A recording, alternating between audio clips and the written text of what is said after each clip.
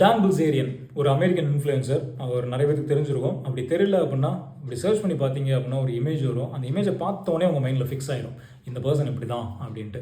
ஒரு அல்ட்ரா லக்ஸுரியான ஒரு லைஃப்பை வாழ்ந்துட்டு ஒரு பர்சன். எப்பயுமே சுற்றி models, puffs, bears, drinks, cruise அப்படின்ட்டு அல்ட்ரா லக்ஸுரி, அல்ட்ரா கிளாஸியான ஒரு பர்சன், லைஃப்பை வாழ்ந்துட்டு இருக்கிற ஒரு பர்சன். அவர் லைஃப் ஸ்டைலை பார்க்கும்போது சில பேருக்கு எப்படி தோணும் அப்படின்னா, என்ன வாழ்க்கடா, மனுஷன் வாழ்றாப்லடா, சுகவாசியில் வாழ்ந்தான் இந்த மனுஷன் மாதிரி வாழணும் அப்படின்னு சொல்லுவாங்க. இன்னொரு செட் ஆஃப் பீப்புளுக்கு என்ன தோணும் அப்படின்னா, என்ன வாழ்க்கை இது, கல்யாணம் பண்ணலை, குடும்பம் இல்லை, பொண்டாட்டி இல்லை, ஃபேமிலி இல்லை, இது ஒரு எக்ஸாம்பிள்னு வேறு நீங்கள் எங்கிட்ட சொல்லிட்டு இருக்கீங்க இப்படி சொல்லுவாங்க. இன்னொரு செட் ஆஃப் பீப்புள் என்ன சொல்லுவாங்க அப்படின்னா, என்ன வாழ்க்கை சார் இது, கடவுள்னா என்ன தெரியுமா சார், அட ஆன்மீகம்னா என்ன தெரியுமா சார், அட இதெல்லாம் விடுதாங்க சார், கர்ம வினைனா என்ன தெரியுமா சார், இப்படி சில பேர் சொல்லுவாங்க. இந்த மாதிரி டிஃப்ரெண்ட் டைப்ஸ் ஆஃப் பீப்புள் கண்டிப்பாக இருப்பாங்க, டிஃப்ரெண்ட் செட்ஸ் ஆஃப் பீப்புள் இருப்பாங்க. இதில் கான்டெக்ஸ்ட் என்ன அப்படின்னா, நம்ம தெரிஞ்சுக்க வேண்டிய கான்டெக்ஸ்ட் என்ன அப்படின்னா, எல்லாருக்கும் நம்மளை பிடிக்காதுங்க.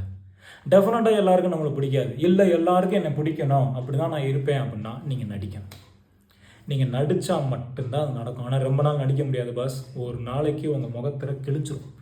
அப்படி கிழியும் போது இன்றைக்கி உங்களை போட்டுனவங்க ஃபுல்லாக அன்றைக்கி உங்களை தூற்ற ஆரம்பிப்பாங்க, அசிங்கப்படுத்துவாங்க, அவமானப்படுத்துவாங்க, கேலி பண்ணுவாங்க, கிண்டல் பண்ணுவாங்க, எல்லாம் பண்ணுவாங்க.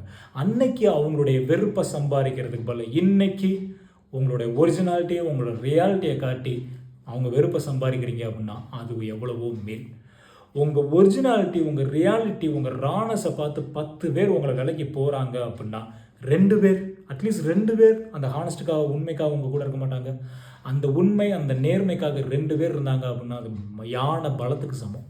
உண்மையிலே யானை பலத்துக்கு சமம்.